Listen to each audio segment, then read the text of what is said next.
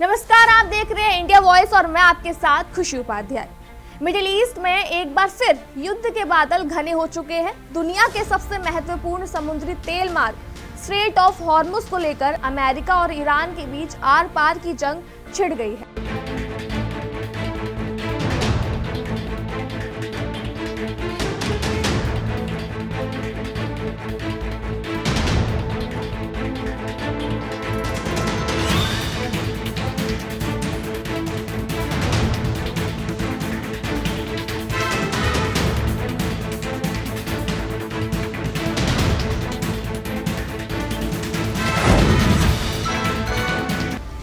और 14 जुलाई की रात अमेरिकी सेना के सेंट्रल कमांड ने ईरान के सैन्य ठिकानों पर लगातार तीसरे दिन भीषण हवाई और मिसाइल हमले शुरू कर दिए हैं। अमेरिकी राष्ट्रपति डोनाल्ड ट्रंप ने साफ शब्दों में कहा है कि अमेरिका हॉर्मुज की खाड़ी पर पूरी तरह से अपना कंट्रोल स्थापित कर रहा है। लेकिन सवाल ये है कि अचानक ये जंग दोबारा क्यों भड़की, इससे दुनिया का गणित कैसे बिगड़ेगा और सबसे बड़ा सवाल भारत के आम आदमी की जेब और देश की अर्थव्यवस्था पर इसका कितना भारी असर पड़ने वाला है। आइए देखते हैं हमारी खास रिपोर्ट। सोमवार और मंगलवार की दरमियानी रात को अमेरिकी सेंट्रल कमांड ने commander in chief Donald Trump के सीधे निर्देशों पर ईरान के खिलाफ लगातार तीसरी रात हवाई और मिसाइल स्ट्राइक की। रिपोर्ट के मुताबिक अमेरिकी वायुसेना और नौसेना ने ईरान के coastal surveillance system, drone centres और रिवॉल्यूशनरी गार्ड्स के 9 सैनिक अड्डों को निशाना बनाया। अमेरिकी राष्ट्रपति डोनाल्ड ट्रंप ने व्हाइट हाउस में बयान देते हुए कहा, हम उन पर बहुत जोरदार हमला कर रहे हैं और कल भी करेंगे। उनके एंटी एयरक्राफ्ट गन और सैन्य उपकरण हमने काफी हद तक तबाह कर दिए हैं। अब हम हॉर्मुज की खाड़ी पर अपनी नाकाबंदी फिर से लागू कर रहे हैं। दरअसल दोनों देशों के बीच काफी समय से तनाव चल रहा था, लेकिन पिछले दिनों 11 घंटे की मैराथन बातचीत के बाद एक अस्थायी युद्ध विराम समझौता हुआ था। अमेरिकी राष्ट्रपति के मुताबिक ईरान ने ऐन मौके पर सौदे की शर्तों से पीछे हटकर लंबी चर्चा में बदलाव की मांग की और हॉर्मुज की खाड़ी में कमर्शियल जहाजों और ड्रोन अटैक जारी रखे। इसके जवाब में अमेरिका ने इस समझौते को पूरी तरह टूटा हुआ घोषित कर दिया और फिर से आक्रामक कार्रवाई शुरू कर दी। स्ट्रेट ऑफ हॉर्मुज दुनिया का सबसे संकरा लेकिन सबसे महत्वपूर्ण रणनीतिक समुद्री मार्ग है।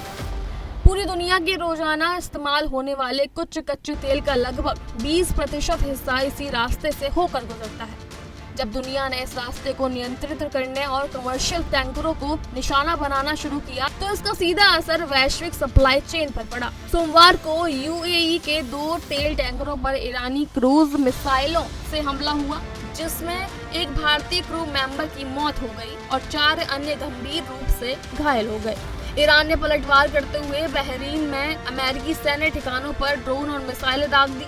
जवाब में राष्ट्रपति ट्रंप ने न सिर्फ सैन्य हमले बढ़ा दिए बल्कि ऐलान किया है कि इस मार्ग से गुजरने वाले गैर ईरानी व्यापारिक जहाजों की सुरक्षा के एवज में अमेरिका 20% टोल चार्ज वसूलेगा। इस जंग की सबसे भारी कीमत पूरी दुनिया के साथ साथ भारत को चुकानी पड़ सकती है। जैसे ही अमेरिकी हमलों और हॉर्मुज की नाकाबंदी की खबर आई, अंतर्राष्ट्रीय बाजार में ब्रेंट क्रूड ऑयल के दाम रातों रात 9.6% से 10% तक उछलकर 83 से $85 प्रति बैरल के पार चले गए हैं। विशेषज्ञों का मानना है कि अगर ये टकराव हफ्तों जारी रहा तो कच्चे तेल की कीमत $10 से $120 प्रति बैरल का स्तर फिर छू सकती है। लेकिन अब बात करेंगे कि भारत पर इसका क्या असर होगा। भारत की ऊर्जा की निर्भरता की बात करें तो भारत अपनी जरूरत का 85% से अधिक कच्चा तेल और 50% से एलएनजी आयात करता है, जिसका बड़ा हिस्सा इसी खाड़ी के रास्ते आता है। पेट्रोल डीजल की कीमतें भी बढ़ सकती हैं। अगर अंतर्राष्ट्रीय बाजार में क्रूड $10 से $15 महंगा होता है तो भारत में तेल कंपनियों पर दबाव बढ़ेगा, जिससे पेट्रोल और डीजल की कीमतें 4 से 8 रुपए प्रति लीटर तक महंगी हो सकती है। डीजल महंगा होने से माल ढुलाई महंगी होगी, जिससे फल, सब्जियां, राशन और रोजमर्रा के सामानों की कीमतें सीधे तौर पर 5 से 8% तक बढ़ सकती हैं। कच्चे तेल के बड़े बिल के कारण डॉलर के मुकाबले भारतीय रुपया और कमजोर हो सकता है, जिससे विदेशों से आने वाली इलेक्ट्रॉनिक चीजें, मोबाइल और गाड़ियां भी महंगी होंगी।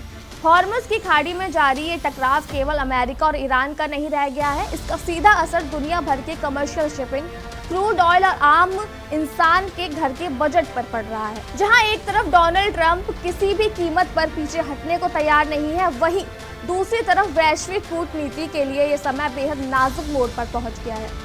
अब देखना ये होगा कि क्या वैश्विक दबाव के बाद दोनों देश दोबारा टेबल टॉक करते हैं या फिर ये संकट दुनिया को एक नई आर्थिक मंदी की ओर धकेलेगा।